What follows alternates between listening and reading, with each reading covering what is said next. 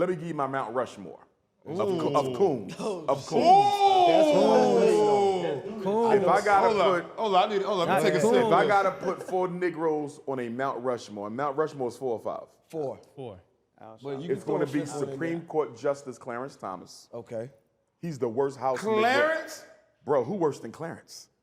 Who's worse No, than I know he worse, but you put him on the Rushmore? Who worse than him? He's number 1. Right next to Charles Barkley. So you got Barkley 2. Hold on, okay, wait. Candace Owens. 3. And Jesse Lee Peterson. 4. You familiar with Jesse Lee Peterson? The YouTubian coon? Yeah, I know who you're talking Those about. the 4. Those the 4? Now I'm gonna tell you who's trying to get on there. I know who you about to say. RG3. Oh, yeah. Because I had a big problem with him attacking my sister Angel Reese the other day on his live stream with his snow bunny ass wife sitting right behind him. You tearing this black girl down, talking about how she hates Caitlin Clark after Caitlin Clark rough-fouled her and she got up and had something to say to her like athletes do. Oh, I know she hates Caitlin Clark. And then he start mocking her and doing stereotypical black girl movements and everything. With his white wife, it looked like he was on a plantation picking cotton. And the slave master in the back, whipping him in the back. Yeah, that's nasty work. And then Ryan Clark checked him, right? Ryan Clark checked him. Yeah, he did. And then now he's trying to get Ryan Clark fired, talking about, you had no business bringing up my wife. My wife and kids don't have nothing to do with this. He didn't bring up your wife. He said you married 2 snow bunnies. He didn't say nothing about your wife. He talking about you.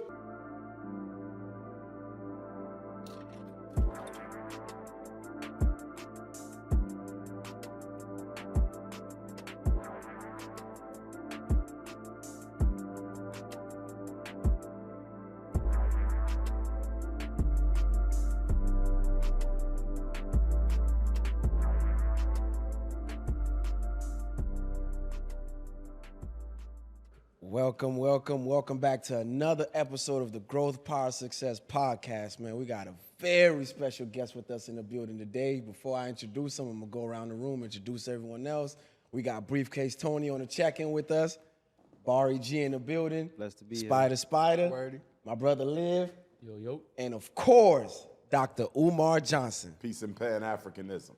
Doc, what's going on, man? All Welcome is to well. the podcast, Glad to be man. here. Great Shout out have to you. Miami. Yes, sir. Yeah, man. Great to have you, man. Glad to be. We were working behind the scenes to make Yes, it happen. sir. Yes, I'm glad sir. we Yes, did, sir. man. Yes, sir. You got to remain persistent and know Yes, what you sir. want out of life. Yes, sir. A few days later, here we are. Doc, I got a question for you, right? Let's just get straight into it. Prior to you being the prince of Pan-Africanism, Yes, sir. what was your upbringing like? My Were you upbringing, raised Christian, Catholic? Like, what was your upbringing like? Muslim, Sunni Orthodox. Okay, My let's father get was a into it. traditional Muslim. My mother's family, they were Baptist Christian. Okay. Have an uncle who's a pastor.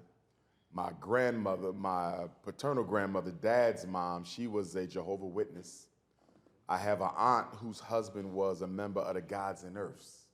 So I was exposed to a little bit of everything growing up. 5%ers, I know Yes, about sir. that. Yes, sir. Shout out to the powerful. 5% Nation. Yeah. And it benefited me to be exposed to all those different religious ideologies. Okay. You know, most parents want to give you just one because they think it's going to confuse you to give you multiple. It's like language. A lot of parents think one language is best, but the research doesn't show that. The research shows that the more languages a child are introduced to early, the more intelligent they will become. And the strategy is that the more languages you speak, the more parts of the brain you access. So there's a relationship between being multilingual and intelligence, right? Right. So coming back to religion, I kind of saw the same thing, where me being exposed to so many different religions, it really helped me crystallize my own personal spiritual approach to building a relationship with God. So anyway, my parents were married. My father was in the Marine Corps. My parents moved to North Carolina while he was a drill instructor. It was in Jacksonville, North Carolina, where I decided I wanted to be a psychologist. I was in the 3rd grade. I was about 8. I don't remember how I even learned about the word psychology, but I specifically remember telling my parents I want to be a psychologist in the 3rd grade. So when they get divorced and we get back to North Philadelphia, the elementary school that I attended in my neighborhood, so I'm from the same neighborhood as Bill Cosby. In the elementary school I attended, they had a Black History class. This was not required by the school district affiliate. It was just something that school did. Oh, wow. So if we didn't live in that neighborhood, I would have never got exposed to it, right?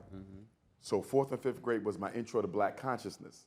6th grade, my father took me to my first family reunion, Baltimore, Maryland. I never forget it because we went swimming in the Days Inn Hotel and almost drowned. I jumped in the deepest part of the water, don't know how to swim. My sister tried to save me, almost drowned her, so she left me, and the snow bunny jumped in.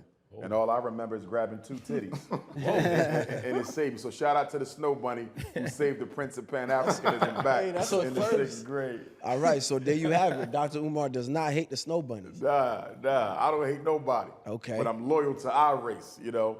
So anyhow, at that family reunion, we walking through the back of a church, and I see all this Frederick Douglass stuff, his shoes, his Bible, his hat. And I asked my father, I said, why is all this Frederick Douglass stuff here at the family reunion?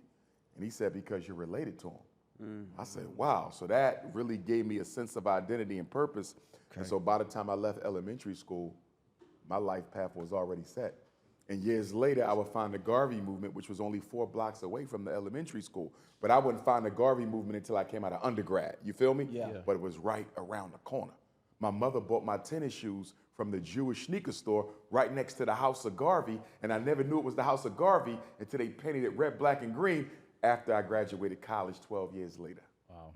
That's crazy. So I'm saying all that to say that I really kind of feel that my steps in life were set up. Yeah. Because if I don't live there, you understand? Yeah. Right. This don't happen. So I believe it was divine. Believe Nah, in it was the- destined for you to be Yeah, it Prince was of destined. Pan-Africanism. Believe in the universe, man. And it helps you stick with your work because it gets difficult doing this work. You got the haters, you got the white man. There's a lot of love that come, right? Right. Because it ain't nothing like going to a restaurant and somebody almost paying the bill for me almost every time. Okay. And you don't even know who it is. They're like, your bill taken care of. Like, who paid the bill? We can't tell you, but your bill taken care of. I get that all the time. It's love. So you get the good, you got to take the good with the bad. Nah. That's great. But That's great. believing as I do that I'm doing the work that I was sitting here to do, because we all have a divine purpose. We got to find it and fulfill it. And because I believe I'm walking mine, that's what gives me the courage and the consistency to stay with it.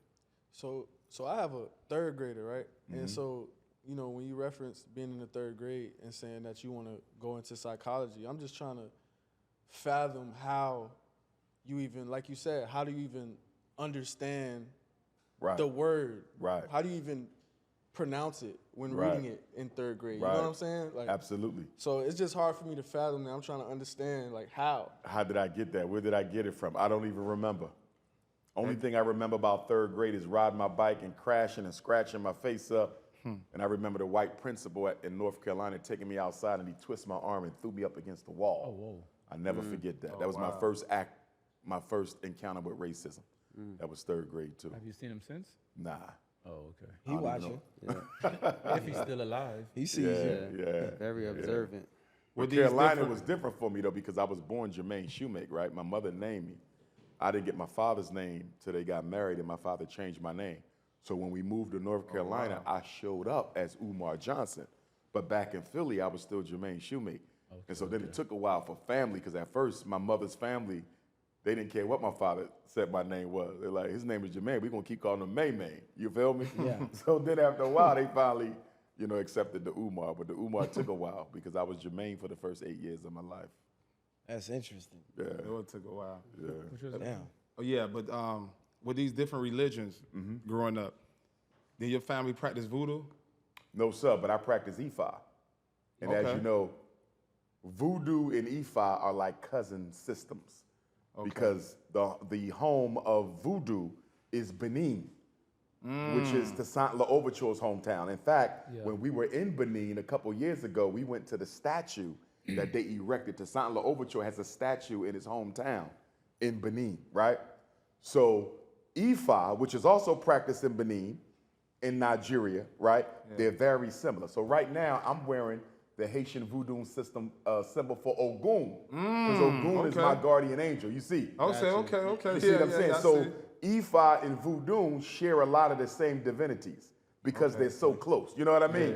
Very close. Very close. And of course, the Haitian voodoo is very similar to the Benin voodoo, but there's differences. And then you get to the Santeria and the Palo and the Lukumi. These are all offshoots because when our ancestors were brought over here, they took their spirituality with them, but they had to hide it. So in Haiti, the French didn't allow you to practice your voodoo. So you had to do what? Okay, we're going to say Ogun is Saint Michael. You know what I mean? And we're going to say Yemoja is Mother Mary. So to the white man, we worship in their saints of the Roman Catholic Church. Right. But for us, we know we worship in our divinities. But I see Cubans in Miami. I'm just keeping honest, Yes, be sir, honest yes, sir. with you. And I have friends that's Cuban. And a lot of their My parents, great-grandfather was Cuban. a lot of their parents actually pray to black saints. Yes, And they still racist. yes. So how can you pray to a black saint or God and still be racist? I'm going to give you this. I received my full IFA in Cuba. I Okay. did that on purpose because my great-grandfather was from Cuba. I met him on his deathbed, right? Spoke all Spanish. At least that's what it sounded like to me. I have a big issue in African spirituality where you have Latinos, and of course you got your Afro-Latinos, you got your European Latinos, and you got your indigenous Latinos, right? Your Taino or so forth. One of the concerns I have within the system of traditional African spirituality, particularly Ifa, my system, is why are we initiating Latinos who don't identify as African? Why are we training them in our mystery system Whoa. and you know they don't even like us? Whoa. Why are Babalawos from Africa going to Puerto Rico and Cuba and the Dominican Republic teaching them all the secrets of our system and you know all they want to do is take it and colonize it and make black people beg them to learn about their own spirituality? That's real. What? It's not all of them, because I know Afro-Latinos who are proud to be African. I know Puerto Ricans who are proud to be African. I know Cubans and Dominicans who are proud to be African. But if we're going to be honest, the ones in these states, more likely than not, they do not identify with any drop of their African blood, but they love to become priests and priestesses of African religion. Ooh. It is a contradiction, and I'm not blaming them, I'm blaming us, because the first thing you should do when you come over here as an African Babalawo from the continent is do a culture check and a loyalty check. Imagine what Toussaint L'Ouverture, Jean-Jacques Dessalines, Dirty Bookman. Makanda, Cecil Fatiman, Pétion, right? Imagine all those millions of ancestors who died to wake up and find out not only Latinos are being initiated into voodoo, white people. Nah. Yes. Nah, What do you mean, man. no? Yeah. Listen. Nah, I don't know about that one. Oh, you don't know about? Let me give you a story. Hell no. Let me give you a story. A white brother. person doing voodoo? You don't know? I've never seen one. Bro, I got a phone call one day. Listen to this. A lot of them go to Haiti and try to This about find 7-8 years ago. This about Yeah, 7-8 they years ago. I got a tripping phone call. Dr. Umar, we want you to come to Brooklyn. We having a Bois Kwa Iman celebration.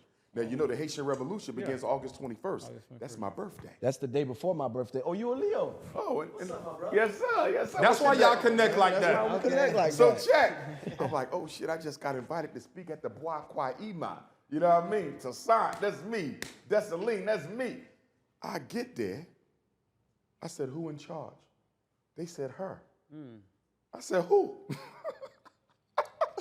They said her. The fucking snow bunny. Was in charge of the Bois Kwa Iman celebration in Brooklyn. Nah. Nah, that's crazy, bro. Was there Africans there? Yeah. The Haitian brothers and sisters was there. They was drumming. They did the ceremonies. Some of them caught the spirit and all that. But who ran the whole shit? The white woman. And guess what I was told by some of the Haitian brothers and sisters?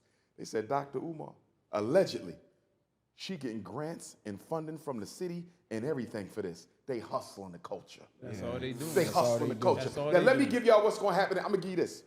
Prophecy. If we don't stop this, 25 years, guess what's gonna happen?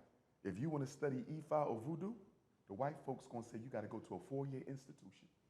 You would have to get a master's or a bachelor's. That's what they gonna do. Yeah. And you would have to pass Nah, a that's gonna be test. crazy. That's You're gonna be have to crazy. pass a test and get a license from the state of Florida to practice traditional African religion. I promise you it's coming.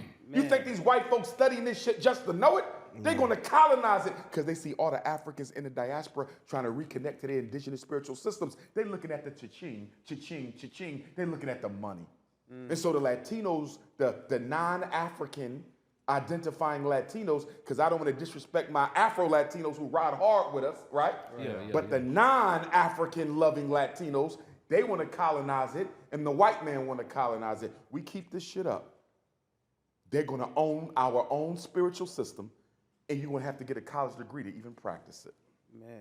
I promise you. So how do we prevent that from happening? In your Stop opinion? teaching them the damn culture. But that's going to be hard. You know why? Because they paying. Right. Unfortunately, you got unscrupulous people in religion and in spirituality. So if I show up to Africa with a bag, I'm like, yo, teach me everything you know about Ifa, everything you know about voodoo, right? Here go 25 G's. They're going to teach them. You turn on the TV, you see white people being made priests in Africa. Yeah. Y'all see it, right? Yeah, He's a priest of the village. Stone cold white, blue-eyed blonde. How the hell he became a priest? He paid for that shit. Man, that's crazy. The hand that pays is the hand that rules. Since we're talking about Haiti right now, right? What's one of the reasons you think that Haiti's going through what it's going through right now? Iridium. Iridium. Haiti has the purest form of iridium in the world. It has the second largest deposit of iridium. And the reason why iridium is so important to the white man is iridium is a metal that does not melt under the hottest temperatures. It's absolutely necessary for your electromagnetic revolution, your military weapons, and most of all, your space shuttles. Okay. You understand? So in order for him to build this new world, this community on Mars, you know, all of this he's planning, all this Elon Musk stuff, They need the you iridium. need iridium, and Haiti got the most. America can't let Haiti stabilize, because if Haiti runs herself, if Haiti is control of her resources, they can sell that iridium to Russia. Yeah. They can sell that iridium to China. America is not going to let Haiti get in a position of power where she's dictating her own destiny, because then that means they don't control the mineral deposits. Yeah. Haiti also has a very large untapped reservoir of gold. Yes. Yeah. You got to remember now, back when the French had the island during slavery, That's where they started Haiti all was the wealth. considered, what did they call it? They called it the... Almost like Treasure Island. Yes, yes. Yeah. Haiti was that. You see, the white man know what he's doing. He will never let Haiti stabilize. And remember, before Hugo Chavez was murdered, Yep. the president of Venezuela, they say he died, CIA got him because he wouldn't bow to America. Yeah. You heard what he said. He said the Haitian earthquake, which is Yeah. the Haitian earthquake, was meant for us, not Haiti. Yes. What? Yes. Chavez said the was Haitian an earthquake earthquake. was meant for us, not Haiti. They just didn't get the trajectory right. It was an earthquake. Yo, That's what? deep. Yeah. Man-made. That's deep. Man-made. Man-made. And Chavez also did a lot for Haiti too. He Yeah. built the airport. Him and Castro. He did a lot. He did a lot for Haiti, and then And you got to remember, a lot of those Latino-speaking countries, Central and South America, respect to them. Of course. Haiti did a lot for them. we gave them a lot. You Of found them, we gave a lot of their them when they got flags. their independence. Yeah, if it wasn't for Haiti. We If you freed pay them and attention gave to them all their them flags. flags, Absolutely, all them absolutely. flags pay tribute to Haiti. That's why they have the red and blue. And keep in mind, Haiti is the first independent Pan-Africanist country in the world. Yep. Even before Ethiopia said, come back home, Haiti said, if you can get here, You're free. you were free and you were a citizen.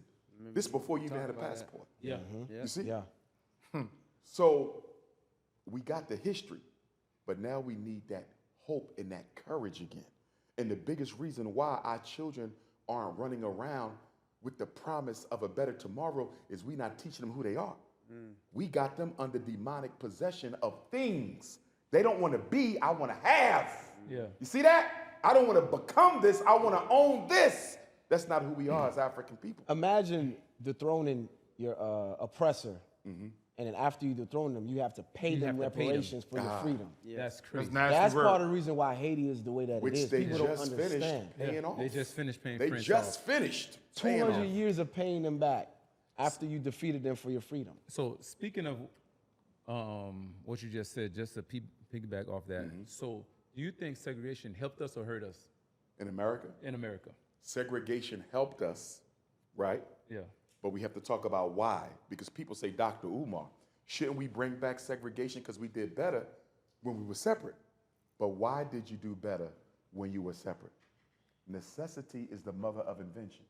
The reason we had our own banks, stores, hospitals, supermarkets during segregation is because the white man did not allow you to participate in his reality. You follow me?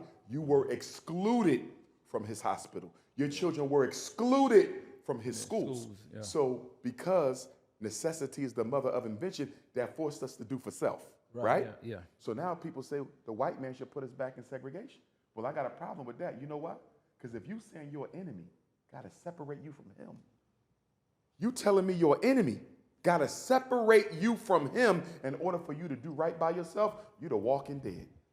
Your enemy never plays a role in your liberation. Right. But you got black people saying they need to separate us again so we can rebuild Black Wall Street. If you need the white man to separate you from him in order for you to do right, you'll never do right.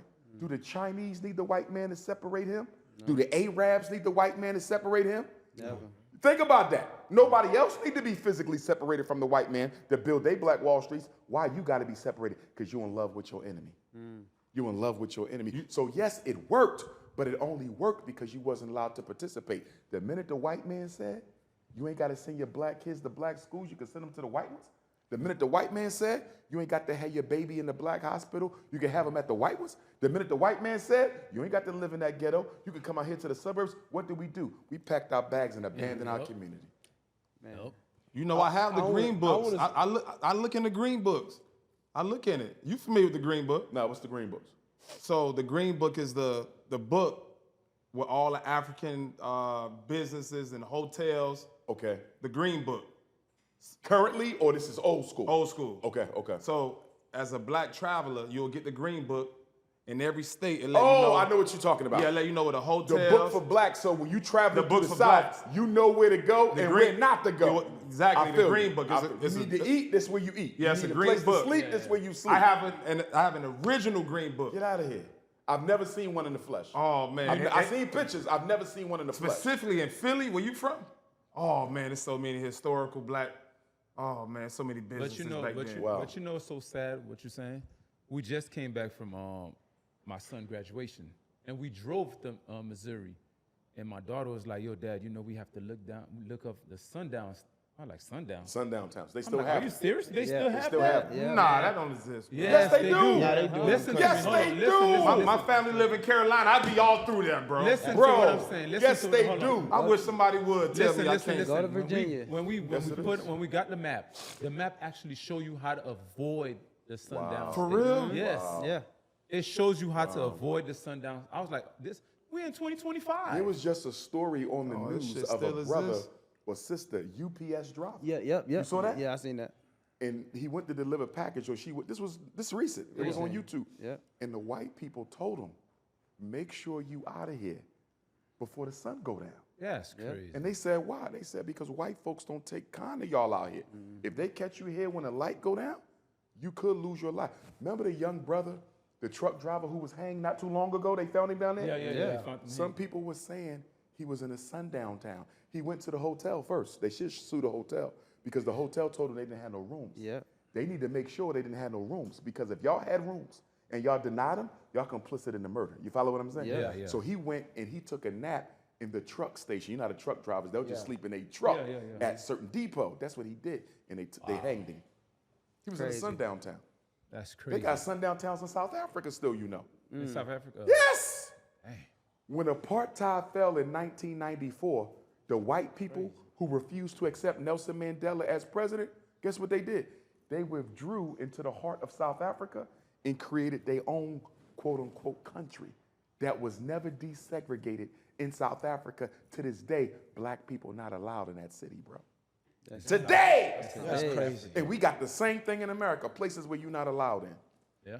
Today. Crazy. I want to stay right there with Ibrahim Traore. Traore. Yes, sir. Now that brother's He the put main some man. work Yes, in. sir.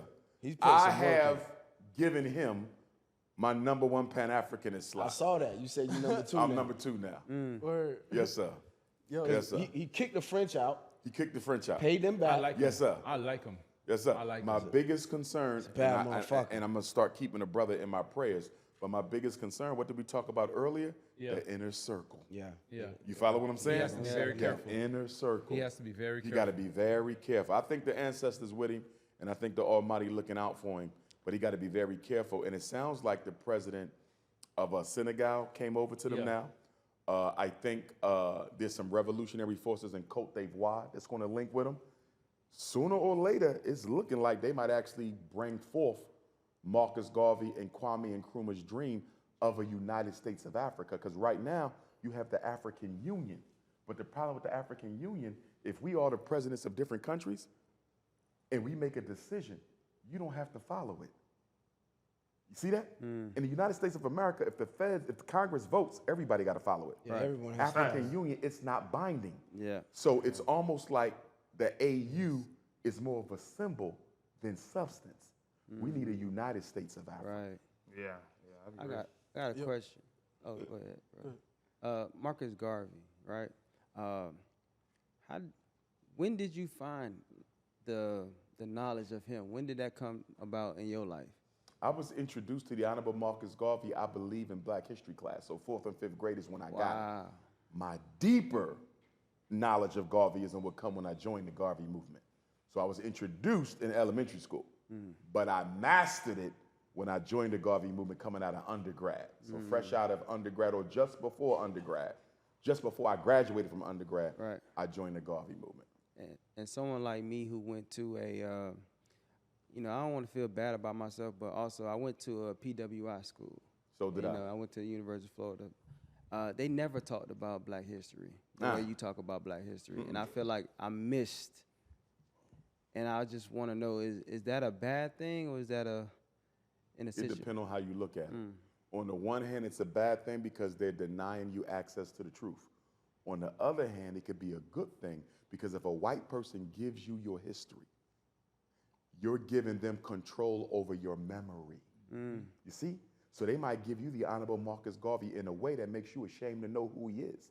They might give you Queen Mother Harriet Tubman in a way that make you ashamed to know who she is. They might give you Malcolm in a way that make you ashamed to know who he is. So yes, it's bad on the surface because you're denying children their history while you're giving white kids theirs. But then on the other hand, it's also protective because if they're giving it to you in the wrong way, that could damage you permanently too. So for example, the School District of Philadelphia is the first school district in America with a required African American studies course. You got to take it to get your high school diploma, right? I voted against it. I didn't have an official vote, but I didn't support it. And people said, why you don't support black kids knowing their history? I said, I do. I don't support them being taught their history by white people. See that? That's real. I said, we want white people who can't stand our kids to teach them who their heroes was. Only a slave would do that shit. Think about that.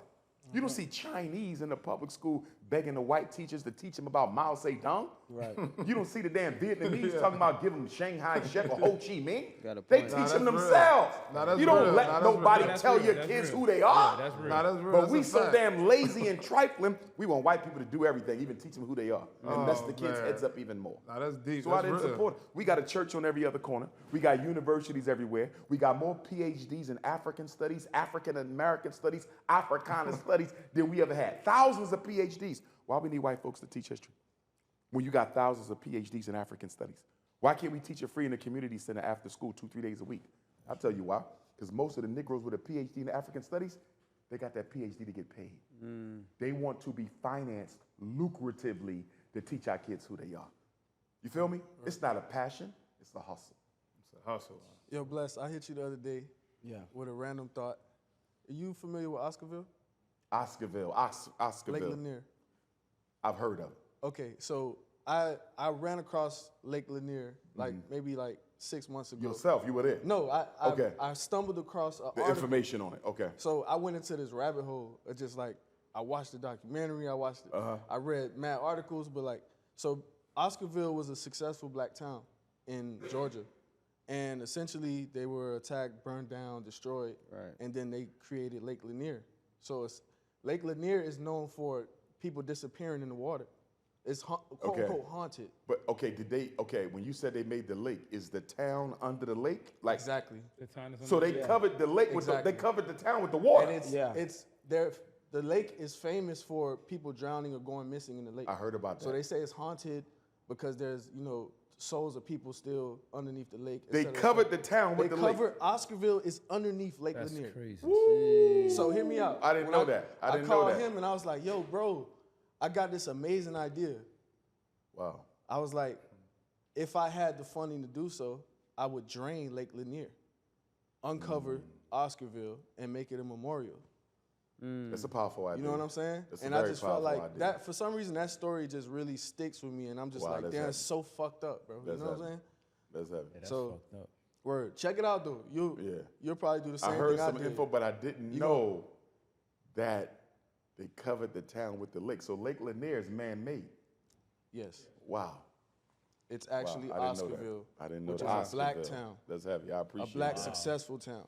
I appreciate that knowledge. that's I'm gonna crazy. check that out. Word. Wow. But you know, they've done that plenty of places. Now, Lake Lanier, they covered it with the water, so that's unique. But you know, Rosewood, they burned them Rosewood, out. yeah. Wilmington, North Carolina, they burned them out. Charleston, South Carolina had a Black Wall Street. Tulsa, which is the most, Tulsa, you know, the Tulsa. the most, most famous Rosewood. one. yeah, Rosewood, Yeah. North Florida. Rosewood. There's one of them that there's like a fruit they grew. I can't remember. I which know one. what you, are you Yeah. talking about? You might not be talking, there was a concentration A camp concentration camp during yeah. the Civil Yeah, War. Yeah, And there's fruit that grow out that Grow- ground, but yeah. nobody eats it because Nobody- they say it's fertilized with the blood of With the the blood, enslaved yeah. Africans who was concentrated there. yeah. You know, I have something. Domestic violence. Yes, sir. At what point do you have to hit a woman? At no point. Okay, no point, right? At no point. So, Walk away. because I have a friend, he's missing an eyeball because his girlfriend, she beat him bad. He couldn't escape. He tried to escape. She kept attacking him, jumped on his back. How can a man not escape from a woman? That's my question too. Oh man, a woman is a human being. That's how.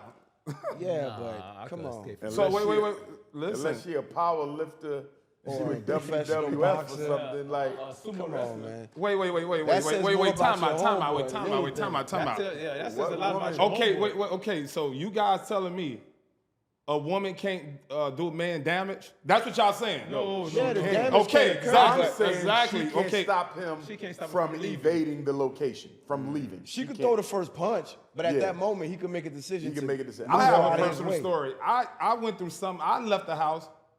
I turned around. I'm about to get hit by a car. But you was When able they to- on it, they on it. Yeah, but but what we're So no. saying- So wait. At some point, I'm just asking you, Yes, as a sir. black man, I'm with you. I'm with you. I don't hit women. Right. I'm not that guy. Glad to hear that. I don't. I'm being honest with you. But you telling me as a man, I can't protect myself against a woman? not get in away the from it. physical You form get of, away getting, from it. of punching Gotta it get back. away. Get away You just from got to it. move her away And I'm from gonna you. go before Shake that, right? out of your If face, you had a like- violent woman, right? Because there's violent women. Most of them was victims of domestic violence too, and so they learned that the only way to deal with problems is to get violent, because that's how men dealt with them, right? But you see signs early on that. You know, women start threatening you. They joke about hurting you. Yeah. You know what I mean? They do things early like smacking and punching. You see the signs There's some signs. and you choose to stay. So my question would be, what makes a man remain in an emotionally abusive relationship and ignore all the red flags. and ignore all the red flags? Because what you're telling me is you were in a codependent relationship. There was something you felt you needed from that woman that allowed you to stay there and put up with the toxicity. And you were probably toxic for her as well, because that's how codependent relationships work. Let me give you an example of one, just so you understand what I'm saying. You got a woman who didn't have a father. She has a neurotic need to be validated by a man. She runs into an alcoholic or a drug addict. Guess what? He was sexually abused, physically abused, abandoned by his father, beat by his father. He has a need to control a woman to prove his masculinity. She has a need to be loved by a man to prove she's worth something. They meet each other. See that? They're like a match made. Codependency. Yeah. I need him to validate me, and for that validation, I'm willing to get my ass whipped every day. And he says, I need her to validate me. You see that?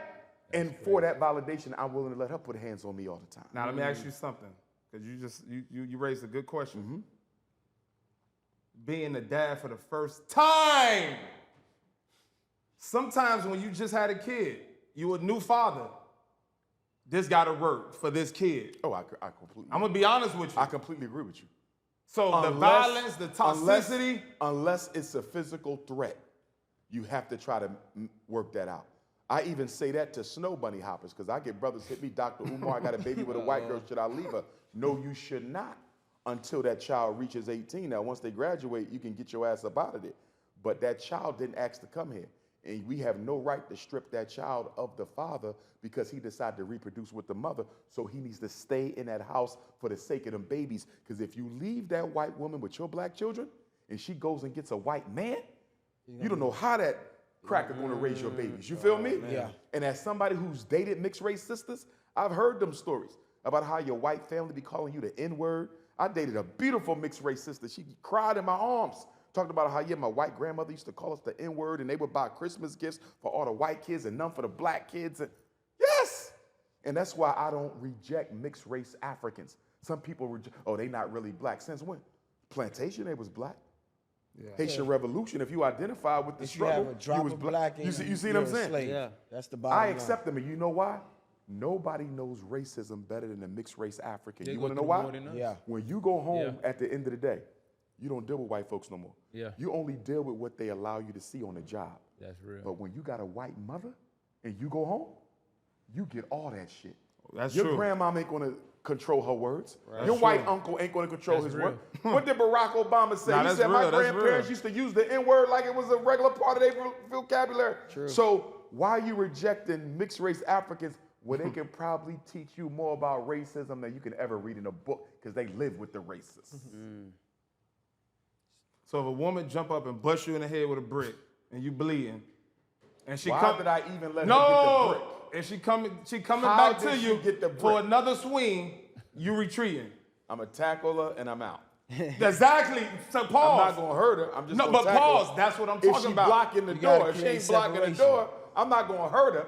But if I gotta move it to the side, I'll move it to the Move it side. to the side. Yeah, Exactly. That's all I but wanted to for hear. me, here's me. That's all I wanted to hear. Hey, brief, boy. Here's the thing though, because you brought up a very serious conversation. No, because guys deal with this every day. But hear No, what I'm that's true. saying though.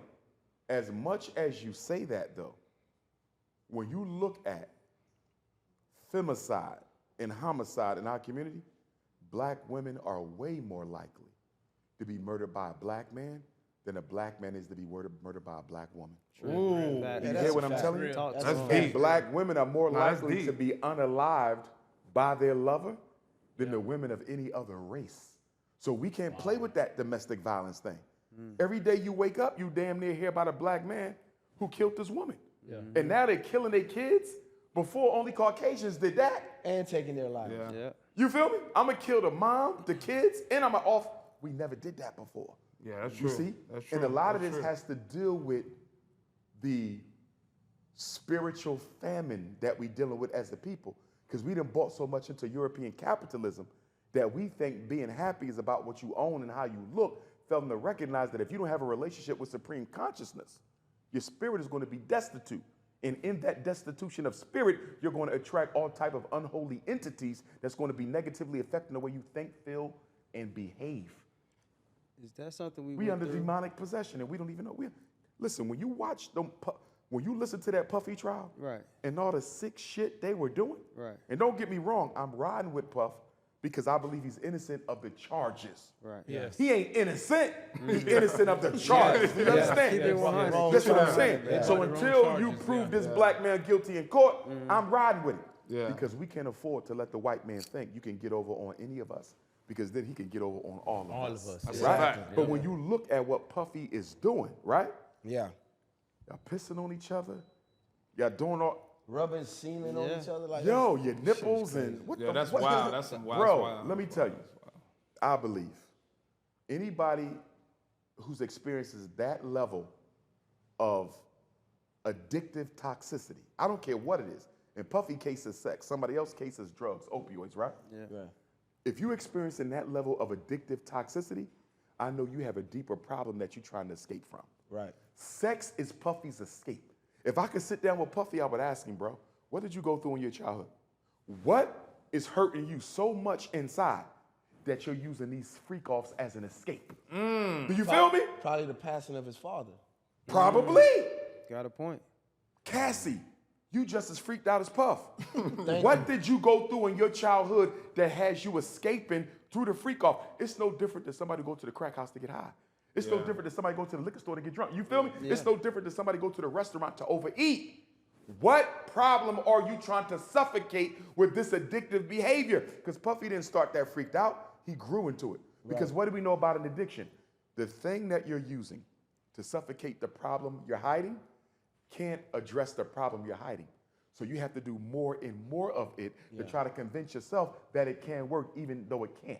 You see that? Yeah. That's how addictions form, because you keep trying to use this to deal with this and it can't. Right. So Puffy got some sort of deep-seated psych issue, right? Kanye, you keep running to these snow bunnies. Now you get a divorce from this one.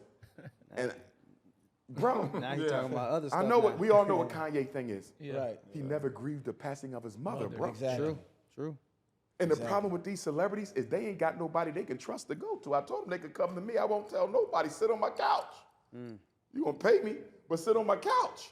They don't have nobody they can go to, bro. They paranoid. You should have a line around the world. They paranoid. No, but You should have a line. I think what it is That's with crazy. you though, the reason that they won't come to you, they feel like if anybody see them associate I themselves agree. with you, You're absolutely correct. they'll lose a lot. You're absolutely That's what correct. it is. You're absolutely correct. Let me ask you this. Absolutely. You ever in fear of your life? Not fear in the sense No, I of like understand what you're afraid to saying. die, but more so like of the would-be attackers. I'll say this, That man have God energy. No way. but Hold you're on. still human. Let them talk. Okay. Let them talk. But you're right. But you're still human. I would say this. When I study Malcolm, who's one of my heroes, and when I study Dr. King, who's one of my heroes, and when I study Medgar Evers, who was also assassinated, Malcolm and King got to a point when their life became in jeopardy, according to those who was around them, Right. that they felt that they silently wished to die because the threat of not knowing when or how began to eat away their life so much that they were damn near gone already. Right. Do you feel me? Yeah. I don't ever want to get to the point where I let people who after me for the wrong reasons steal my joy so much that I can't even enjoy my last days. You feel me? So I'm saying all that to say that I consciously work to never let that fear seep in, because fear is a demon.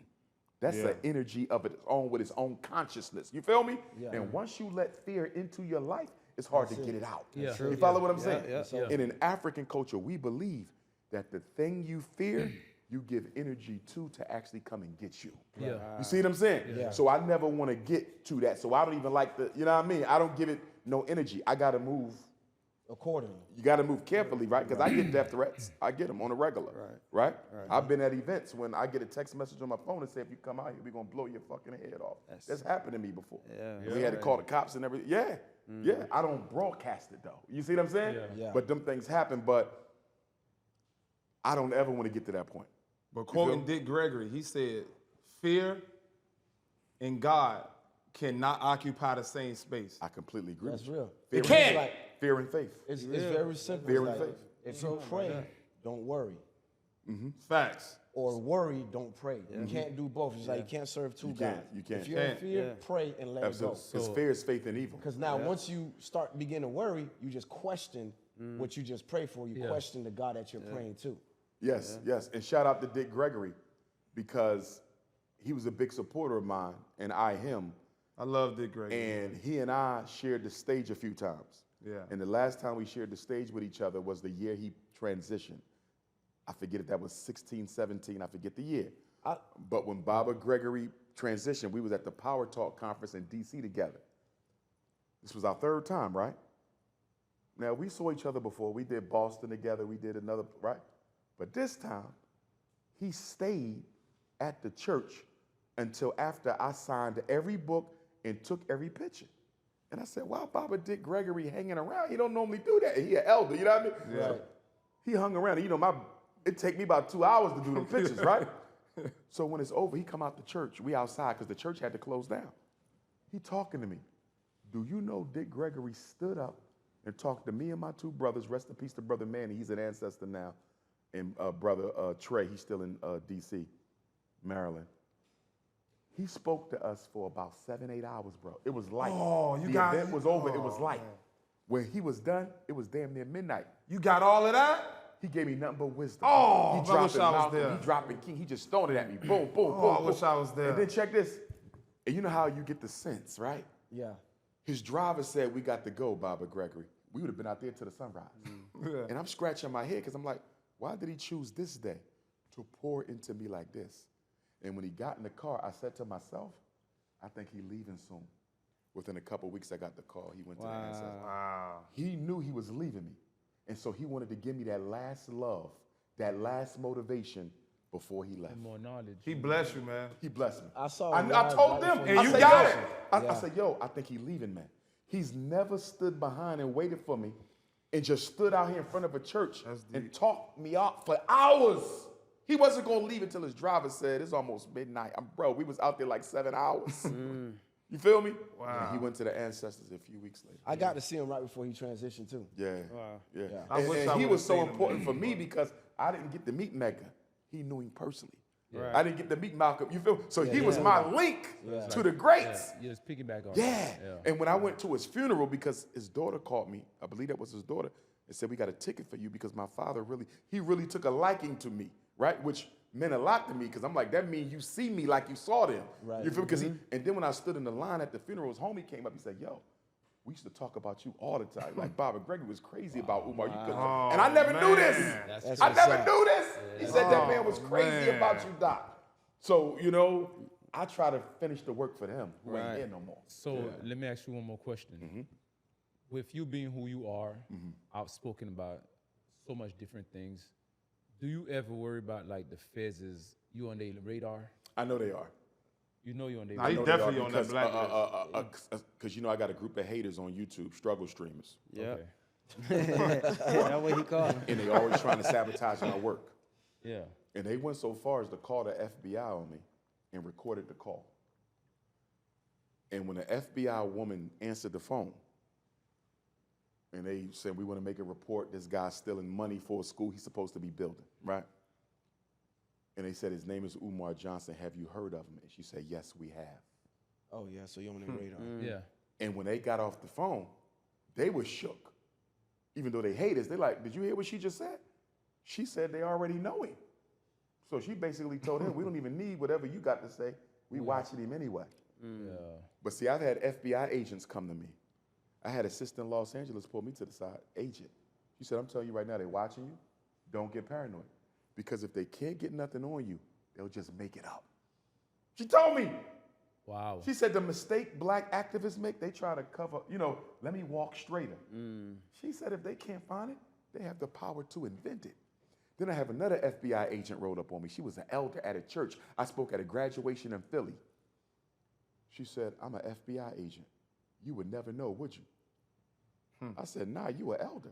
She said, we come in all shapes and sizes. Whoa. Dr. Umar, you need to watch yourself because the people you trust the most is how they get you. Because, I got nothing but respect for the elders. Yeah. She said, I'm an agent. And she an elder. And she was an elder agent. old woman She to said see they you on the got, road. she said, whatever you like, they got them. Study. They got them. They study. And that's why I got to be extra careful with the females. Yep. Yeah. Because, see, I don't have no vices except 5'5" thick in the thighs. That's my only vice. You feel me? I don't club, I don't drink, I don't smoke, I don't park. The only vice I got is some Cinnabons. Outside, you can't get me. feel You that. can't get me. And you in Miami, they everywhere. You feel me? They're everywhere. You feel Take this man me? straight to the hotel, please. Yo, Come on, but I man. tell you what, this one sister told me? She used to work for the feds. She said, when you meet a woman, you must always trust your intuition. Yes. She said, even if you're wrong, I would rather you trust it and be wrong than not trust it and they get you. She said, most of us in the Black Liberation Army, she said, most of the time, we had a feeling who their agent was, but we couldn't believe it because their presentation seemed so honest. Right. Yes. And they was the ones. She said, always follow your gut and trying to figure out if somebody an agent or not. Question. And remember now, you got agents and you got informants. Right. Yeah. We mostly talk about informants. Remember, an agent is a paid staff. Staff, yeah. No. Informant is the little crackhead on the corner reporting back. You feel me? Hold on, break it down. Wait. Break it down agent again. is What's a the paid difference? staff. You are an employee. You have an ID card. you're getting a pension when you retire. Do you feel me? You are paid staff of the U.S. government. Yep. Informant, you are not a paid staff. You get paid based on information you bring give. back. Yeah. And But you can know- an agent be a thug? What do you mean? Can an agent be from the streets? No. Informants from the streets. No, but, Right, but basically, hold on. It'll kind of be tough to be an agent from the street, but I'm sure they have some. Yeah. No, You I'm gotta sure go they through have the some. They have some that plays thug role. Yeah. But- Okay. I see what you're Okay. saying. Not a Okay. homegrown Yeah, thug. not a- Yeah, not no Yeah. home. Those Yeah. informants. You basically have some of them that sit there and studies it. Yes, and then Studies it imitate and the life. Imitate it. Yeah. Okay. Go underground Yeah. and infiltrate it. Yeah. They Yeah. gotta go Right. through the system. To Right. figure it But out. see, this is what I learned about the informants. You know what blew my mind? Informants can make more money than the agents. Yeah, yes. Yeah. Yes. Because What? How? Yes. Yes. The information. Yes. The information. Listen, I'm an agent. Stay with me. I make $250,000 a year. Okay. Hypothetically, right? You my informant. But guess what? The information you brought me back, you didn't expose Puffy. You didn't expose Al Sharpton. okay. You didn't expose the president of the NAACP, hypothetically, right? You didn't expose that drug dealer. You didn't expose the Revolutionary Army they building in South Florida to liberate Haiti. You feel me? You done brought the FBI so much sensitive information about your people that your payoff might be $1 million for what Yes. you did. Yeah. You made more than me, even though you report to me. Free to go. I read something somewhere that said some agents make $250,000. Yep. Some agents make $500,000. Some agents make well over $1 million. It's all about the quality of your intel. So if I wanted to start if I wanted to start some Black Power movement, how would I know? Or let's say I got a group of guys. How do I know who's an agent or not? There's no way you can know. You can't. Never know. And you know why I say that? Especially today, the technology too advanced. Yeah, you'll never Look at the Black Panther Party. The Black Panther Party had the best screening process ever. They went to your house, they dug in your background, they talked to your family, you feel me? Yeah. And they was a little paranoid, because they had to be. Yeah. And wasn't Fred Hampton, Yeah. didn't his own security, his chief of security, Chief of security, yeah. drugged his Kool-Aid? Yep. And he slept through his own death. Fred Hampton, chief of security, drugged his Kool-Aid, brother, and he slept through his own murder. He was an informant. So if you can get past the Panthers, shit, what we past going to do? Yeah. We better stay out the way, huh? So wait a minute. Speaking of Black Panther, do you think there'll ever be another group like that ever? Nah, it's over with. Yes, I'm going to tell you why. Okay. The silver lining in Donald Trump's presidential administration is the fact that it's this type of oppression that gives birth to movements like that. Okay. Think about it. We ain't had a president in our lifetime who has been this blatantly, we know Trump was racist, Bush, son and dad, right? We've had racists, but you ain't seen nobody who said, shut down the Black Museum. You ain't seen nobody who said, executive order, you can't teach slavery. You ain't seen nobody who said, take down Harriet Tubman from the website. You feel me? Yeah. You ain't seen nobody who done it. I'm going to try to deport Black American citizens who break the law and send them to another country so they can never come back. You ain't never seen an executive order to tell the police that if you kill somebody accidentally, you ain't got to worry about going to jail because the federal government is going to pay your legal bill. You feel me? You right You ain't about seen that. this. We ain't seen nothing like this Yeah. Right. since Richard Nixon. Yeah. You feel me? So what I'm saying, oppression gives birth to revolution. So I believe that I'm not saying it's going to happen for sure, but these are the types of times that give birth to a Huey P. Newton. You see what I'm saying? Yeah. They give birth to a Fred Hampton. They give birth to a George Jackson. You see what I'm saying? You talking now? You feel me? These are the types of movements. So Trump is actually forcing Black people to get serious about their freedom. Kamala Harris would have just rocked you to sleep. See that? Biden rocked you. Obama rocked these niggas to sleep. Rock. Trump is the alarm clock to wake your ass up. So the Democrat and the Republicans, how you? Two parts of the same bird. Two parts of the same. Two parts of the same Same bird. shit. It's the same Two bullshit. plantations. You want They use to that to pick divide cotton us. on the red one, or you want to pick cotton on the blue one? Same plantation. pick cotton Black or people tobacco? fighting and arguing over which one to vote for. Are you arguing for which slave master you want to deliver the lash? Because ain't neither one. And, oh, well, you told black people not to vote. First of all, I didn't tell nobody not to vote. I said I'm not voting unless I got a reason to vote. Well, look what Donald Trump is doing. And I said, if Kamala Harris was in there, the only difference between Trump and Harris, Trump is going to make America a white supremacist empire. Kamala Harris is going to make America a non-black immigrant empire. Either way, you was going to catch the same shit. The only difference is you're going to get it from the American white man or these Chinese, Asian, and East Indian immigrants. Because that's all she was going to do was empower them over you. Remember when the wide receiver for Miami Dolphins, what's his name? The short brother. Tyreek Hill. Remember he got pulled over by the immigrant police? Yeah. And Tyreek Hill, when they pulled him over, Tyreek Hill said, I'm black. And what did the police say? We minorities too. Don't give us that shit. Look at that. Look at that. Right in our own city. We don't want to hear about you black. We minorities too. See that? So if Kamala Harris would have been in there, you get the same shit. Different color. Different color. How did you feel about President Obama as far as like what he did or didn't do for us? Put the mic up a little bit, Doc. Obama was a flunky, a stool pigeon, crash dummy. He was made president for two reasons. Okay. One was to make the black community safe for gay sex as a population control strategy. And the second reason Barack Obama was made president was to go into Africa, build AFRICOM, which is the colonization of the mother continent by U.S. troops so that white corporations could go into Africa and rob and steal the resources again. That's why he was made president, and he succeeded. Because if a white president would have told you, we're going to teach your kids about gay sex in kindergarten, black America would have went crazy. But because Barack Obama said we're going to teach your kids about gay sex in kindergarten, ain't a black person said a word.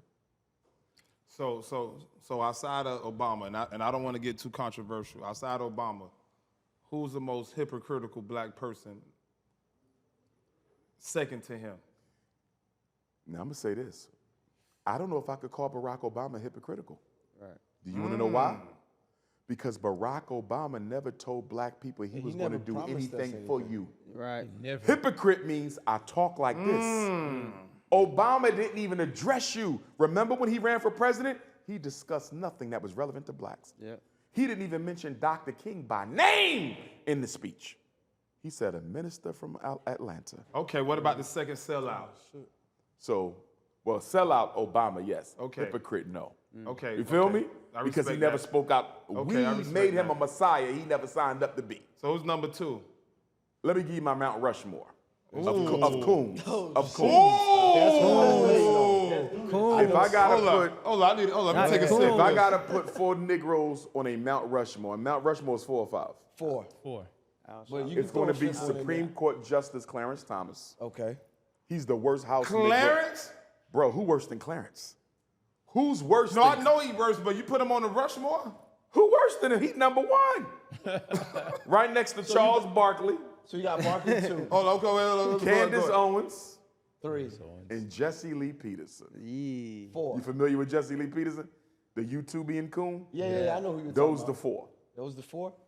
Now I'm gonna tell you who's trying to get on there. I know who you about to say. RG3. Oh, yeah. Because What? I had a big problem with him attacking Ryan. my sister Angel Reese the other day on his live stream with his snow bunny ass wife sitting right behind him. You tearing this black girl down, talking about how she hates Caitlin Clark after Caitlin Clark rough-fouled her and she got up and had something to say to her like athletes do. Oh, I know she hates Caitlin Clark. And then he start mocking her and doing stereotypical black girl movements and everything. With his white wife, it looked like he was on a Yeah. plantation picking cotton. Yeah, And the slave master in the back, whipping him in the back. yeah, that's nasty work. And then Ryan Clark checked him, right? Yeah. Ryan Yeah. Clark checked him. Yeah, Yeah. he did. And then now he's trying to get Ryan Clark fired, talking about, you had no business bringing up my wife. My wife and kids don't have nothing to do with this. He didn't bring up your wife. He said you married 2 snow bunnies. He didn't say nothing about your wife. He talking about you. The He didn't truth. say your wife was a bad person. Exactly. He said you married 2 white girls. So you can't talk about what black women go through. So then they clapped back at Ryan Clark and said, well, you got a baby by a white girl. And so then I clapped back and said, Ryan Clark does have a baby by a white girl. He should have never done that. But from what I can see from Ryan Clark, he's moved on from that. Yeah. You feel me? Yeah. He's grown. And if you tell me, Doc, I had a baby by a white woman 10 years ago, but that ain't me no more. I only date sisters. I can accept you back. You feel me? And from what I can see, I don't know Ryan Clark personally, but from what I can see, to me, he's one of the more racially conscious sports commentators out there. That's a Yes. fact. So I That's a believe fact. he's grown from his Snow Bunny days, right? His wife is black. RG3 wife is white. Well, let me tell you the truth. He went from I'm a surprised. bunny to another bunny. A black man with a white woman ain't got no business talking about no black woman at all. Just keep their name out your mouth. I got a question for you. Oh, So okay, where, go ahead, where, go where ahead. would you put Al Sharpton? Because he wore a wire on Martin. No. He wore a wire for the mob. Oh, so it Y'all wasn't didn't for know Martin. that? It was for the mob. No, Al Sharpton wore a wire for the mafia. Right. But to set up who? The mafia. He was an informant for the mafia, against the mafia, allegedly. So why I kept hearing all these years that he wore a wire against Martin? No, he Martin never went Luther with King. Martin. No. He didn't walk with Martin. Sharpton walked with James Brown. James Brown, yeah. And then later on, Jesse Jackson. Yeah. And I don't think he needed to wear a wire for Jesse because Yeah. Jesse was already, You think- cooperating. You But listen, man. Okay, I'm gonna be honest with you. My kid's mother is black, right? I'm pro-black. Like I got Harriet Tubman, I got David Ruffin, I got all type of African tattoos on me. But the first woman I had sex with was actually white. But let me tell you why, brother. Oh, man. No, How I'm much being lashes honest with you. getting, Dr. Umar? Hey, I can't help How it. much lashes is getting? That's about 500 lashes. He gave his virginity to the Snow Bunny. I know that's the crazy, first I right? heard No, that. yeah, but let me She tell owes you a why. part of you, man. It's 8th grade summertime. None of the sisters wanted to give me none, and I remember Okay, going to here my you go dad. with the Shannon Sharp, Sorry, Terrell yeah, Owens. Hey, nah, it is what it is. It is what it is. I already know where he going. So I went to my dad. I told my dad, I said, man, like, I can't have sex. I don't know what's going on. He said, son, man, he said, don't worry. He said, one day you're going to have so many women, you're going to be turning them down. I said, that need to happen today. I can't wait. But anyways, I met this white girl at the skating rink. We was boyfriend and girlfriend for a week. Oh, and you dated her? And she gave me something. I'm just keeping it real. I feel you. So if it wasn't for her, I probably wouldn't have got none until probably the 10th grade. Well, then maybe you should have waited to the 10th grade. You were Snow Bunny, my brother. Yeah. You were Dr. Snow Umar, Bunny. Dr. Umar, how much lashes we giving him? About 500. Gee, Now, I'm going to let him lashes pass because out. he was young. Right. He was young. He So didn't give him know. 100. I was young, Give man. I was him about young, 5 man. lashes. Five lashes. But see, here's the thing. I don't hate the white woman. Right. It's just that we got to rebuild our community. It's about self-love. It ain't about external rejection. You know what I mean? It's not a hate thing. Nah, I reproduce for black, bro. Black Yeah. women need black men. That's a fact.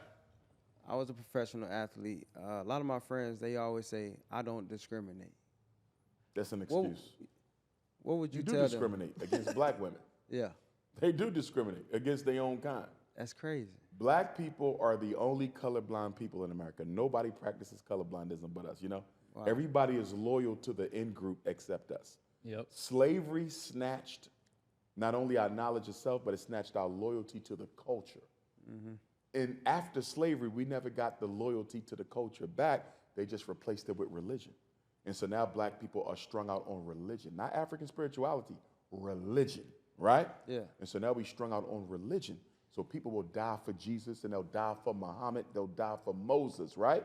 But they won't die for their community. Is that something to do with the household, like how our upbringing?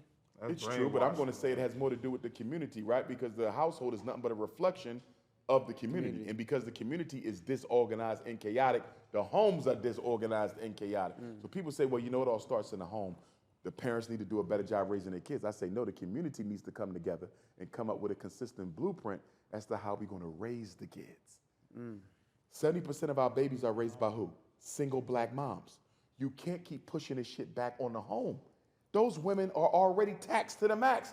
They got 3 kids, 3 jobs, 3 medical problems, right?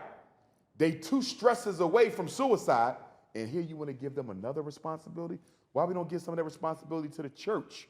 Why we don't give them that responsibility to the fraternities, sorority? Why we don't give them that responsibility to the black businesses? That's a fact. The community organization. Why is the black mother the scapegoat for everything going wrong in the black community? You see? You And I got a described problem my with that. That's mom. why I take up for the sisters, man. Yeah. They've been raising our children for us damn near alone for 50 years. It's time for black men to step And you know, up. in Miami, Nothing bothers me more than to go to a little league football game Oh, and every black father there. yep. Back to school night, you might see one. So you mean to tell me you ain't missed one of your son's games all season? And you ain't show up to a report card? PTA. You ain't show up to an IEP? You ain't show up to a suspension reinstatement? You feel me? Yeah. How is it all the black men, the fathers can manage to go to all the sporting events, but you leave the mother to fight these white people for your son by herself? No PTA meetings. I wanna speak up on that a little bit, just because we addressed this actually a couple episodes ago, where I was like, I feel like right now I've seen a dramatic increase in black fatherhood. Yes. Present. Yes. Black fatherhood. Yes. And I could generally say, like, That's a fact, I'm man. proud of my friends. I'm proud of, like, my colleagues and anyone who's become a father, who's a black man.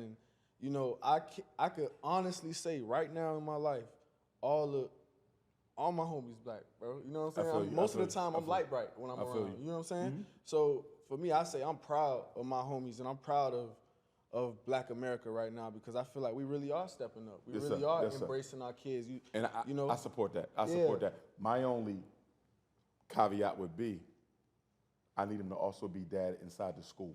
Yeah. Because being a former principal, being a school psychologist, black men are allergic to the schoolhouse. They're not there. Bro, I've been evaluating children for 25 years. If you say, Doc, what percentage of meetings you've been to, and I'm talking every kind of meeting, suspension, not suspension, I'm talking good dads and bad dads, you feel me? Across the board. For I'm sure. talking middle class to poverty. No more than 10%. No way. In 25 years. No more than 10%. No of the way. meetings. Yes, brother. No more than 10%. It's nasty work like that? Bro, the fathers don't show the fuck up, bro. And I was reading up on something. A lot of professors and teachers That's nasty treat their work, kids different when the father's present in their life. Hell yeah. It is First of different. all, you would be a fool to let your son's mother go in there and deal with them white folks. The school called you up and said, we think he got ADHD. We want to talk to you. We think he got conduct disorder. We want to talk to you. We think he need Ritalin, an Adderall, a Concerta, Meditate, right? And you going to let the mom go in there without you to fight and defend your son? They going to get their way with the mom, not because your they son's gonna mother wash don't her care. up. You know why, though? They gonna It's wash not her up. because she's not intelligent. It's not because she don't care. It's because black women have never been victimized by the school system the way black men have. And because of that, when those white women give her the sob story, she's going to buy in because she's a mother and she feel like she's bonding with other mothers. She don't understand these women are racist and hate black boys. You understand that because you got a million stories of how your ass was treated. You feel me? We know better. We know better. Yeah. Guess what? Our son's mom don't know better. I'm telling you, I have two daughters. I don't have no son. But I'm telling you, if I had a son, there's no way the mother ever going in there for a meeting about my son by myself. So- Black men got to get active. So listen, Yeah, let me I have explain a something. question for you. Go after Okay. Liv, though. So let me explain something to you. Like my son, when he was like in the second, third grade, I remember the teachers called. We need to have a meeting. I went down there. It's like, look, we think he's have HDHD because he won't stop moving. I'm like, that's good to know. I said, I control that. You don't control nothing. That's Oh, right. you told him that? Yes. Yeah. You So have now- to. I like that. So now I'm gonna get back to this story. Now I have a 9-year-old son now. Teacher called me saying that, oh yeah, you know your son, he's flipped and she told me my son was sitting in the class with his leg on his head. I'm like, man, how is that possible? He's not even that flexible. Right. So Made it up. everything he do, she's knick-knack. So I sent her a message. I said, I've had a conversation with my son. I explained to him, understand when you're being targeted. I said, this woman is targeting you. So I said, if you don't want him to even breathe in your class, we're gonna have to figure something out. Because my son is 9 years old. He's gonna do what 9-year-olds do. You Yeah. can't expect him to sit in your class for 5 hours and not say a word. Yes. Yeah. And guess what You she can't did? even do that. Guess what she did? She never wrote me back never spoke to me. Because you nipped it in the bud. She ain't never said nothing else to my nipped it in the son. bud. Every time I talk to my son, I say, have she talked to you? No, she don't say nothing to me, Dad. Just like that, the power of a father. Because power guess of a what? father. Growing up, my dad ain't never, like he said, my dad was never there. My dad never even took me to school. So my son here, he could tell you, I have never missed a day from day school. He's right here, he could tell you. Yeah. I've never missed a day Wow. dropping him off, never missed Wow. a day picking him up. It's amazing. It's Wow. important. Never. That's Very amazing. important. Because you know why? I remember being that little child who was looking for my father to pick me up and never did. Getting suspended from school. Guess deep. what? My mom is walking into school like he said. Yes. And guess what? My mom is Yes. agreeing with everything they said. Oh, your son is being bad. Oh, yeah, I believe him. But mom, you ain't even asked me my point. You ain't even asked me what I did. So that's why I never allow my sons to go through that. Never. Now, the school amazing. system will be quick to label your kids. Oh, They even course. tried to do that to me one time with my daughter, but once again, I'm active. You can't Yeah, play that game. can't Yeah. do it. You ever feel like time stops when you walk into school? Like, Of course. Everybody's like, "Oh shit, Yep. Dad's here." Yeah. It All the literally time. feels like that every Yep. time. It's like, And it's- "Oh, Dad's here." Like, They feel uncomfortable. Yeah. The Yeah. moment I make you them feel walk in, uncomfortable. Yeah. I like it. quiet, Yeah. silent. Yeah. It's like they see a ghost. Yeah, they're not used to it. It's a higher And you respect, know, though. but I tell parents just a couple things. Number one, if both of y'all can show up, both of y'all should show up. Yes. If both of y'all can show up, make sure you take somebody with you who's willing to speak up and advocate for you. Because I don't think you should ever go to a meeting by yourself. If any of you got children who are still in grade school, you never go by yourself. If you're a man, you should take a woman Never to go by balance out yourself. the energy. Yeah. If you're a woman, you should take a man to balance out the energy. Because if you go to that school by yourself as a father and you get caught in the room with that teacher, You being too and aggressive. because you're not doing what she wants you to do, she's going to call you aggressive. Yeah. Yeah. And she might say she felt threatened. And if you raise your voice, they're going to say you tried to intimidate her, and you're going to get a restraining order. Now you can't go to the Now school. you can't go to, you can even go to graduation. I know fathers who can't even go to graduation. I said, bro, why did you go in there by yourself, man?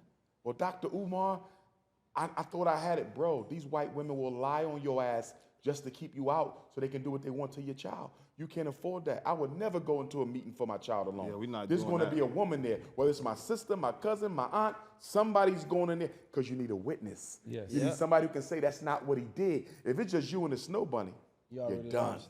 Over. You're Question: done. How do you feel about homeschooling? Homeschooling is good if you are serious. What do I mean by that? I've evaluated children 2-3 years after they got homeschooled. And you know what happened? Their parents taught them nothing. No, real.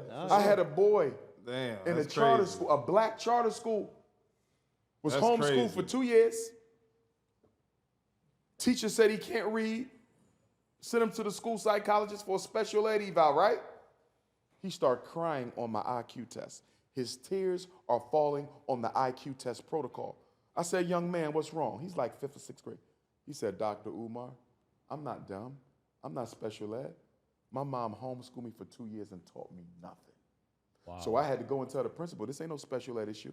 Special ed is for kids with learning disabilities. He ain't got no learning disability. He never been taught. He never Yeah. been, yeah. Exactly. So when you bring up homeschooling, I'm going to ask you 5 questions.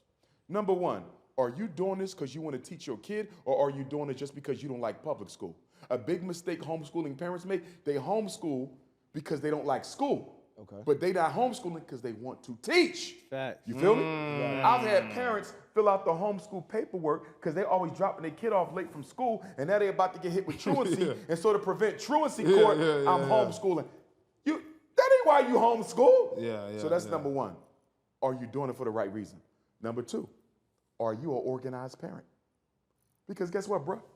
If you running 2 or 3 businesses and your wife got a full-time job, who gonna homeschool him? You feel me? You gotta have time to homeschool. Yeah. You gotta have time. A lot of black activists, they wanna homeschool their kids. They're the worst people to homeschool. You know why? Because you're too involved in the community to educate the kids. True. Now, if you say, Dr. Umar, I know of a teacher who runs her own homeschool business, Right. that's cool. You paying somebody to do it for you. Exactly. But if you're gonna do it yourself, do you have time? Are you organized? Because if you're a disorganized human being, you're gonna be a disorganized teacher, your child ain't gonna learn nothing. Yeah. Here's the third one, very important. Do your children like you enough for you to homeschool them? Ooh. I don't like them enough. Let me give you an example. Hypothetically, you are a perfectionist. If your son or daughter make a mistake on their work, He is a perfectionist, by the way. How you know that? how you know? right? But you feel me? Yeah. Your son or your daughter, You know what if he's they make a saying is true. mistake, That's you true. snap off on them. Yeah. You yell at them. You feel me? You don't That's have real. the patience. Yeah, that's real. If you ain't got no patience, you're going to destroy your children's Yeah. self-esteem. Yeah. If you ain't got, because let's be honest, we all think our kids should be perfect, which is Yes. why we sometimes can make the worst homeschool teachers. If you ain't patient, you can't, because they're going, once your child cries during homeschool, you ain't the teacher no more. Find somebody else. Ooh, that's it. It's over with. Yeah. It's over. Yeah. With. It's over. That's it. And if you keep that shit up, they're going to get turned off from getting the education. They're not even going to want to learn.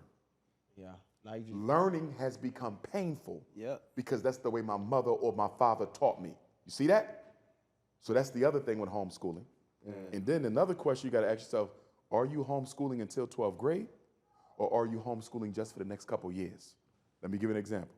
If you tell me, Dr. Umar, I got a 4th grader, I'm homeschooling until 7th. I'm going to tell you to download the state of Florida state standards for each grade, right? Because you got to see where that child need to be when you put them back in, right? So they don't end up in front of me crying on the IQ test. You feel me? Yeah. Now, if you're going to homeschool till 12th grade, you good. But if you only homeschooling for a couple years, you better make sure them kids are on grade level when you stick them back in. You got to begin with the end in mind. This cannot be you have to think out homeschooling. You don't just do it overnight. Yeah. Also, make sure you fill out the damn paperwork. I know a lot of parents got in trouble, lost their kids, got fined, went to jail because they just started homeschooling and didn't fill out the Yeah. paperwork. You got to fill out the Paperwork. paperwork, right? yeah. The other thing, are you going to do a year-round homeschooling program or are you going to follow the school's calendar? That's very important. Very important, right?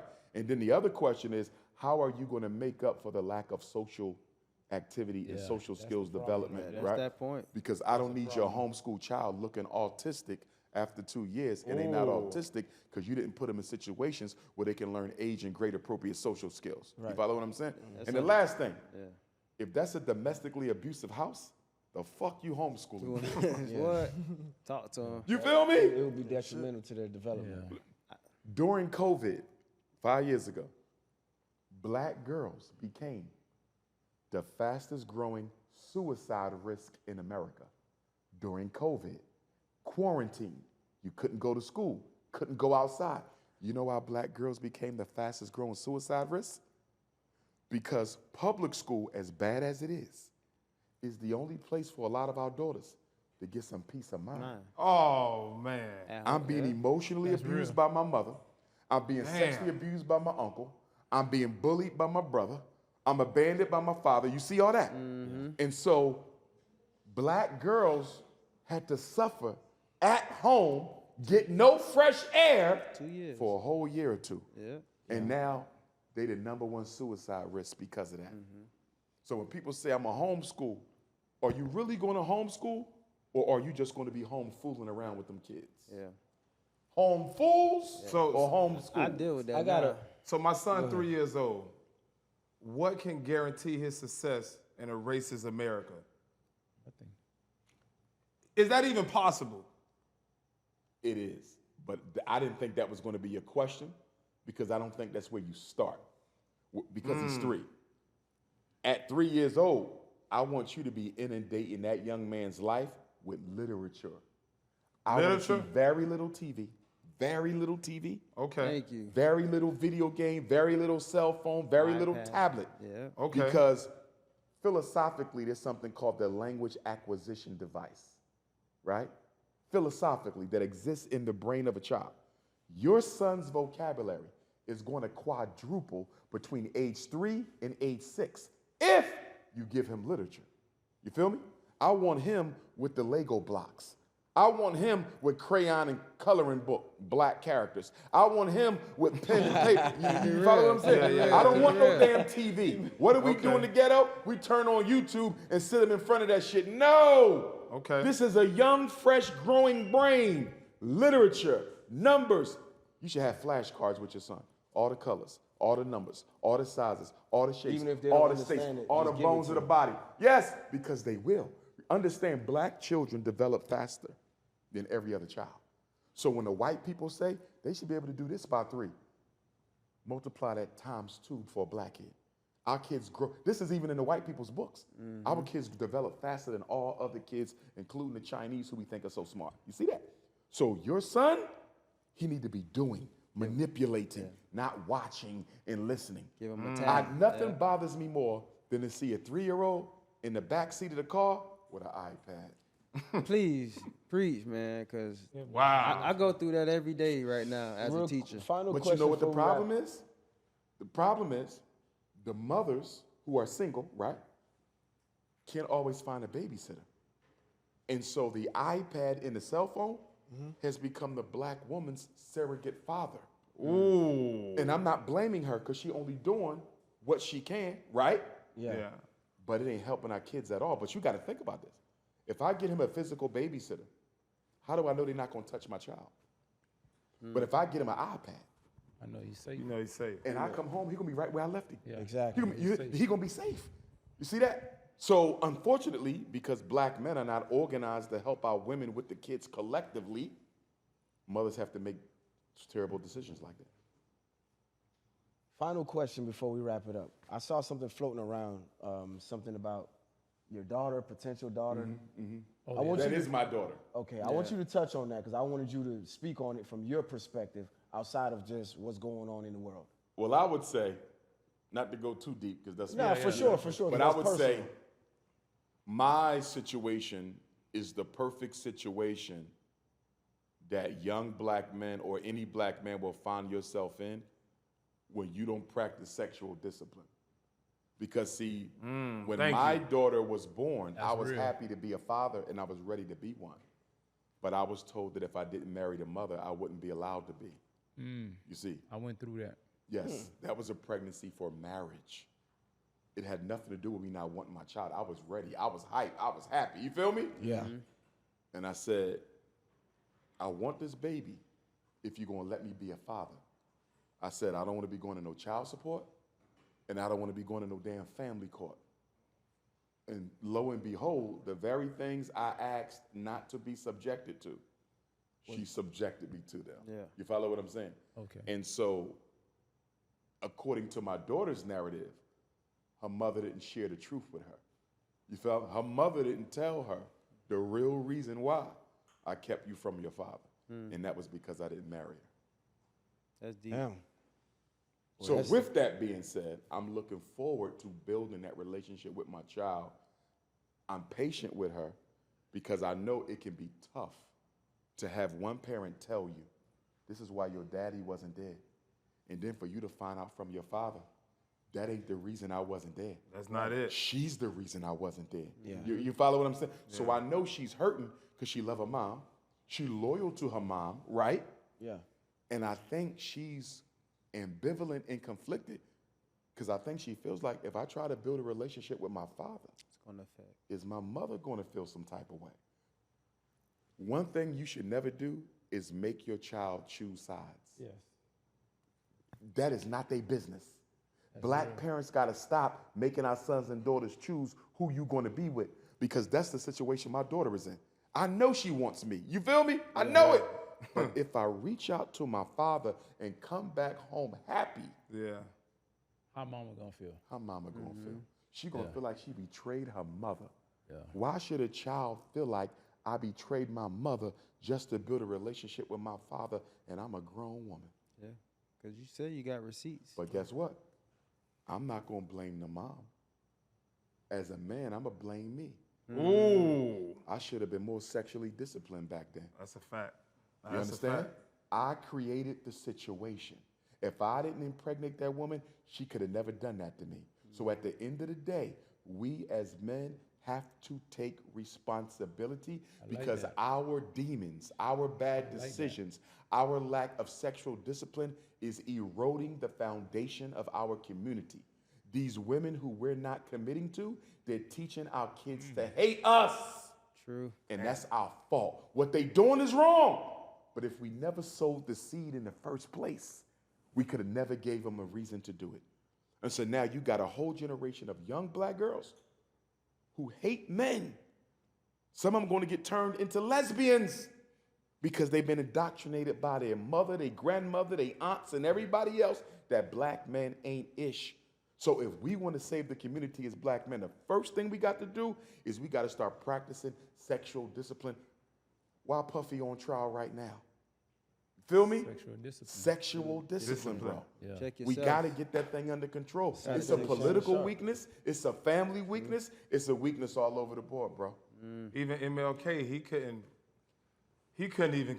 Oh man. Yeah, he couldn't he control had his it. moments, but this is what I say about the good reverend. Here's what I say This about guy the done good reverend. sparked it back up. Because I'm a Dr. King man. For No, I am too. But here's what I say to that. Did Coretta Scott King ever discuss his infidelities with the public? Never. Never. So why do we? Ooh. If his wife never gave voice to it a day in her life, who are we to?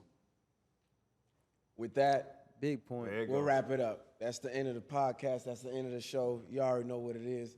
Thank y'all for tapping in with the Growth Power Success podcast.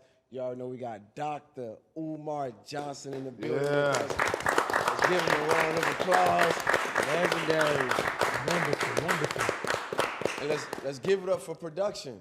Yeah, production. Fellas, let's give it up for ourselves.